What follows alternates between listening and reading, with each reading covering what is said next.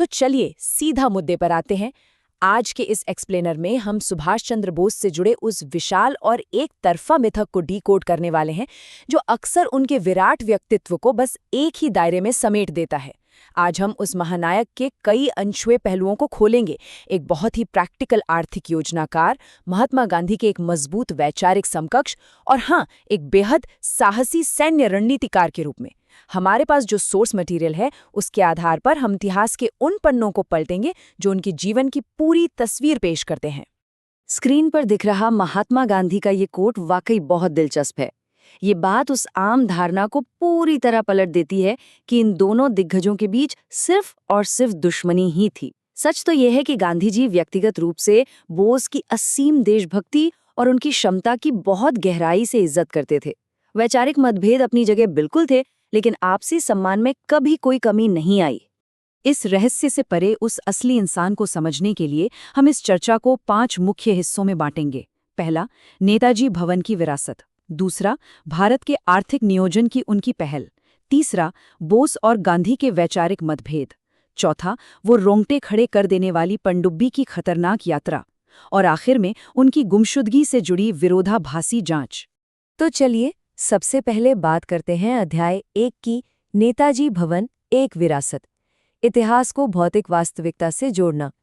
इसकी शुरुआत हम सीधे कोलकाता में स्थित उनके उसी पैतृक घर से करते हैं जो 1909 में बना था और आज एक बेहद महत्वपूर्ण संग्रहालय है। अब ये सिर्फ कोई आम इमारत नहीं है, ये एक जीता जागता इतिहास है। यहाँ मौजूद भौतिक कलाकृतियाँ सीधे तौर पर हमें उस दौर में ले जाती हैं। 1941 की उस घर की नज़रबंदी से हुए उस सीक्रेट एस्केप की कल्पना मात्र से सिहरन होती है। वही ओरिजिनल लकड़ी की सीढ़ियाँ, वो ऐतिहासिक वॉन्डरर कार, उनका ओरिजिनल पासपोर्ट और यूरोप यात्रा के वो गरम कपड़े, ये सब उस अदम्य साहस के मूक गवाह हैं जो आज भी वहाँ पूरी तरह सुरक्षित हैं। और ये समझना बहुत ज़रूरी है कि ये कमरे सिर्फ रहने की जगह नहीं थे। आज़ादी की लड़ाई के दौरान ये घर राजनीतिक रणनीतियों का एक बहुत बड़ा केंद्र बन गया था। इतना बड़ा कि द्वितीय विश्व युद्ध के बाद महात्मा गांधी और जवाहरलाल नेहरू जैसे देश के शीर्ष नेताओं ने भी यहाँ ऐतिहासिक दौरे किए थे। आगे बढ़ते हैं अध्याय 2 की तरफ। भारत के आर्थिक नियोजन की पहल, 1938 का व्यवहारिक दृष्टिकोण।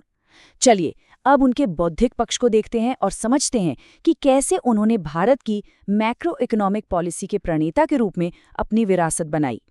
यहाँ सबसे अहम बात यह है कि सुभाष चंद्र बोस ही वो व्यक्ति थे जिन्होंने असल में भारत के आर्थिक नियोजन यानी इकोनॉमिक प्लानिंग का स्ट्रक्चर तैयार किया था।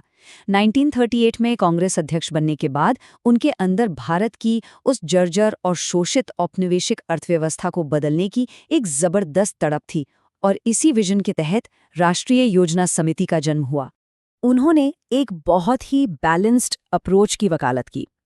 एक तरफ वो भारी उद्योगों, जिन्हें वो मदर इंडस्ट्रीज कहते थे, जैसे पावर सप्लाई या मेटल प्रोडक्शन, उनके तेज विकास को बहुत ज़रूरी मानते थे।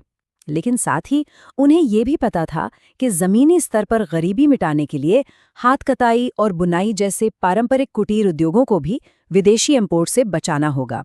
एकदम सटीक बैलेंस। उन्होंने ये साफ तौर पर भांप लिया था कि अगर ग्लोबल लेवल पर टक्कर लेनी है और बेरोजगारी जैसी बड़ी समस्या को खत्म करना है तो स्टेट यानी राज्य को सीधा दखल देना होगा। एक कृषि प्रधान देश को आधुनिक औद्योगिक अर्थव्यवस्था बनाने का उनका ये मॉडल काफी हद तक सोवियत संघ से प्रेरित था। और ध्यान देने वाली बात है कि आज़ादी के बाद भारत ने इसी ढांचे को थोड़े बदलावों के साथ बड़े पैमाने पर अपनाया भी। अब आते हैं अध्याय 3 पर, बोस और गांधी वैचारिक समकक्ष, आपसी सम्मान पर बनी एक दिलचस्प प्रतिद्वंदिता। चलिए 1939 के उस मशहूर वैचारिक टकराव की गहराई में चलते हैं जिसने इतिहास का रुख मोड़ दिया। उस समय आज़ादी के रास्ते को लेकर 2 बिल्कुल अलग रणनीतियां आमने सामने थीं। बोस का मानना था कि द्वितीय विश्व युद्ध के माहौल का फायदा उठाकर अंग्रेजों को तुरंत एक अल्टीमेटम देना चाहिए और सीधा सशस्त्र संघर्ष शुरू करना चाहिए। वहीं दूसरी तरफ गांधी जी का दृढ़ विश्वास था कि देश अभी सामूहिक संघर्ष या सविनय अवज्ञा के लिए पूरी तरह तैयार नहीं है और अहिंसा के मार्ग पर चलते हुए अभी और आंतरिक तैयारी करनी चाहिए। इसी टकराव का नतीजा था 1939 का त्रिपुरी अधिवेशन, जहां बोस ने गांधी जी के समर्थित उम्मीदवार को हरा दिया। पट्टा भी सीतारमैया की हार मेरी हार है। गांधी जी के इस बेहद बेबाक सार्वजनिक स्वीकारोक्ति ने उस समय के उस गहरे राजनीतिक तनाव को पूरी तरह से दुनिया के सामने रख दिया। हालात इतने बिगड़ गए कि कांग्रेस कार्य समिति के कई सदस्यों ने इस्तीफा दे दिया और आखिरकार सुभाष चंद्र बोस को भी कांग्रेस अध्यक्ष का पद छोड़ना पड़ा। लेकिन यहाँ एक बहुत बड़ा ट्विस्ट है। इतने भारी राजनीतिक घर्षण के बावजूद दोनों के बीच जो आपसी सम्मान था वो कमाल का था।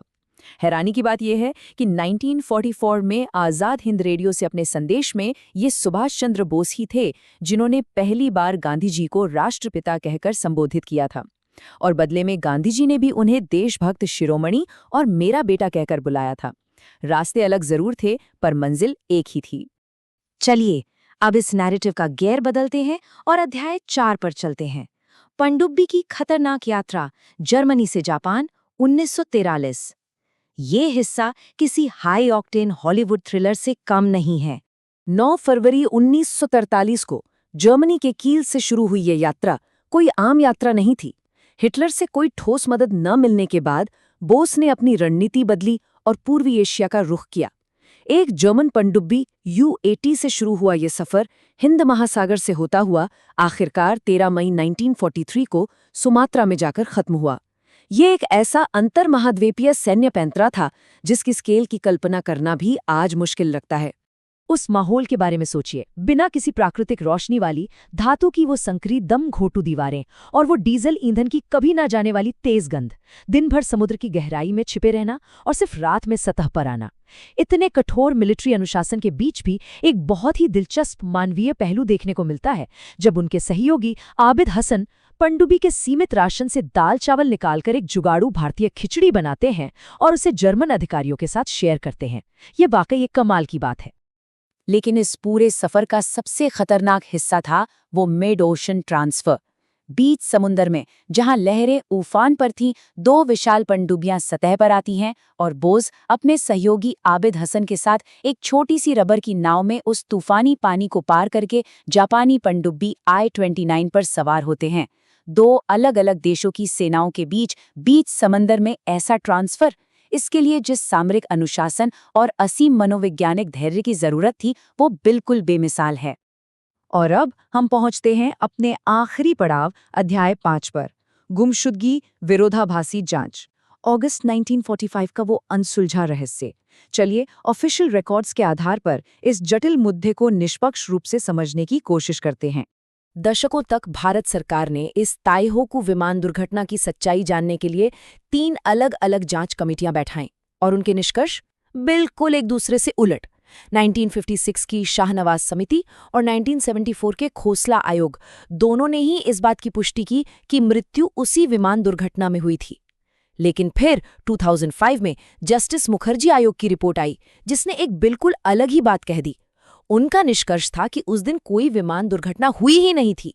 तो इसके बाद क्या हुआ? 2006 में भारत सरकार ने एक एक्शन टेकन रिपोर्ट पेश की और मुखर्जी आयोग के इन निष्कर्षों को पूरी तरह खारिज कर दिया। सरकार का कहना था कि आयोग की रिपोर्ट में मूलभूत साक्ष्यों को लेकर भारी गलतियां थीं, जैसे कि जो मुख्य गवाह और इस क्रैश में बच गए हबीबुर रहमान थे, उनके बयानों को आयोग ने गलत तरीके से पेश किया। साथ ही ताइवान के अखबारों की कवरेज और डीएनए टेस्ट को लेकर भी ऐतिहासिक तथ्यों की अनदेखी की बात कही गई।